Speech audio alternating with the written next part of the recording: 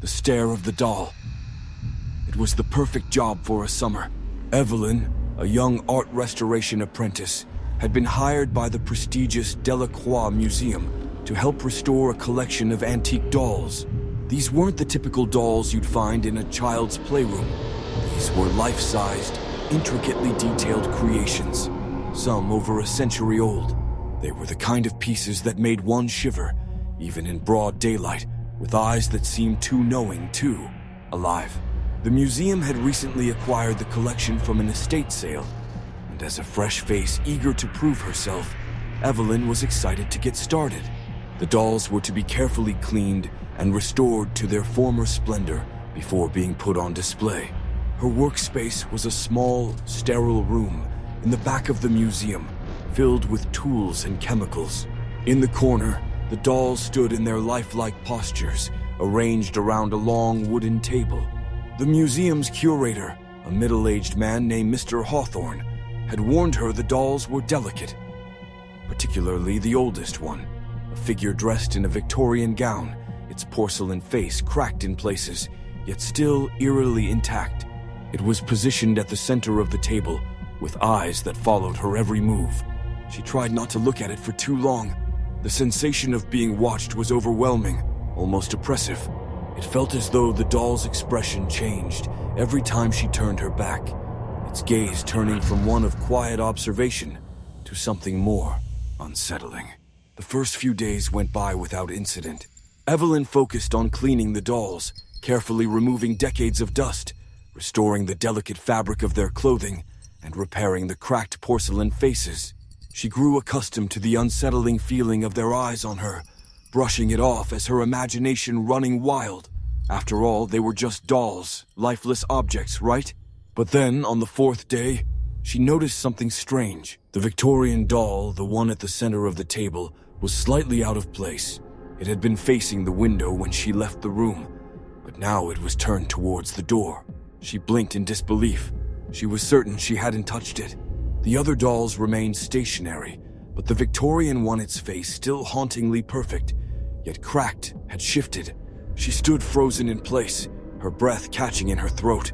It's just the angle of the light, she told herself, taking a step forward to reposition it back to where it had been. But as she reached out to touch the doll's cold porcelain hand, a shiver ran up her spine. The eyes, the way they stared at her, was almost accusatory.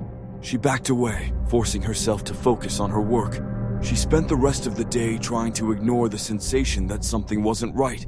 The following evening, Evelyn returned to the room to find the doll had moved again. This time it was sitting up on the table, as if waiting for her. She took a step back, feeling a wave of nausea roll through her stomach. Her mind was racing. How is this possible? She thought. No one else is here. I'm the only one who's been in this room. Her hands trembled as she reached out to inspect the doll's face. Cold porcelain felt unnervingly warm under her fingertips. She recoiled, her heart racing.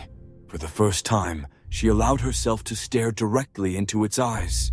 They were too human, too lifelike. It was as if the doll was struggling to maintain its form, caught between something dead and something alive. That night, Evelyn couldn't sleep. Every time she closed her eyes, she saw the doll's face, those haunting eyes staring back at her. When she finally drifted off, she was woken by the sound of something scraping against the floor.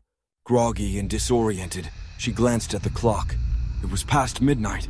Slowly, she got out of bed, trying to shake off the feeling that something was horribly wrong. The noise grew louder, closer. It was coming from the direction of the museum. Unable to resist, she found herself walking toward the restoration room. Her heart hammered in her chest as she stepped inside. The dolls were all standing in their usual positions, except for the Victorian one. It was now standing, not sitting. It was staring directly at her. A chill ran down her spine. She wasn't alone. Her breath hitched as she heard the softest whisper. "Help me!" Evelyn turned, her blood running cold. There, standing in the doorway, was the curator, Mr. Hawthorne. His expression was unreadable, but his eyes were wide with something akin to fear. "The dolls," he said, his voice hoarse. They're not just dolls." "What are you talking about?" Evelyn stammered, feeling the weight of his words pressing down on her chest. They were created, he continued, stepping further into the room, by a man named Edmund Graves. He was an artist, a sculptor, but he was also obsessed with capturing souls. He made these dolls in the likeness of real people, people who didn't survive. Evelyn's mouth went dry. You're saying they are cursed, Mr. Hawthorne interrupted, his face pale. Edmund Graves believed he could bring people back from the dead, trapping their spirits in these dolls. He never succeeded. Not fully. The room seemed to grow colder, the shadows stretching as if to swallow them whole. Evelyn turned to face the doll, its empty eyes staring at her with unnatural intensity. You see, Mr. Hawthorne whispered, they're not just lifeless objects. They want to be alive again. They're trapped between worlds. Evelyn's heart pounded in her chest as she looked around the room. All the dolls, every single one had shifted. They were no longer facing the walls, the tables, the windows. They were all facing her, their eyes wide and full of something dark, something human. And then, one by one, they began to move. The Victorian doll was the first to step forward. Its body creaked as it shifted, slowly, agonizingly slow, its gaze never leaving Evelyn's. The whisper came again, softer now, a voice that crawled up from deep within her bones. Help me. Evelyn's legs gave out, and she fell to her knees. The dolls were alive, and they wanted more than just to look at her. They wanted her to join them. The last thing Evelyn saw before the world went black was the endless rows of lifelike eyes staring at her, each one cold, lifeless, yet filled with the eerie promise of something far worse.